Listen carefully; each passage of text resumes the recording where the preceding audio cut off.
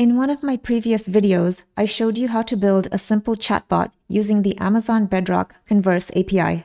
In this video, I'm going to take that same chatbot and add guardrails to it. Guardrails add safety rules that help block harmful content or mask sensitive information.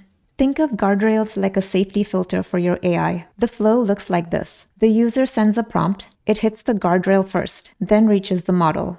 When the model responds, it hits the guardrail again, then the user sees the response. So both the input and the output go through the guardrail.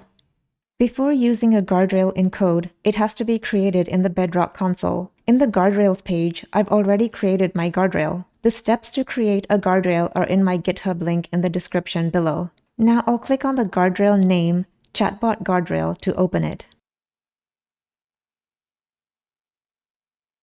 You can see the two values I'll use in my code, the guardrail ID and the guardrail version. Now I'll click on the working draft to show you how it's configured.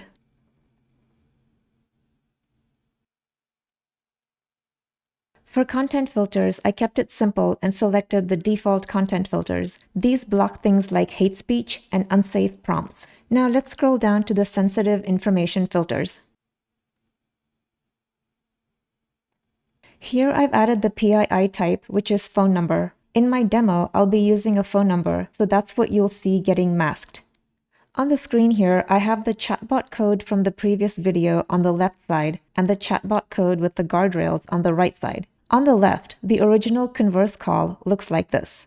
And on the right, the only difference is the new block, guardrail config, which takes the guardrail ID and the version. Now, every message going through the chatbot is checked against my guardrail rules. Now let's run the guardrails script.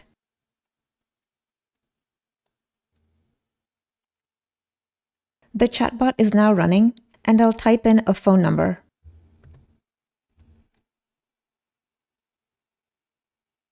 And the chatbot's response is, it looks like you've provided a phone number, and the number is masked like this.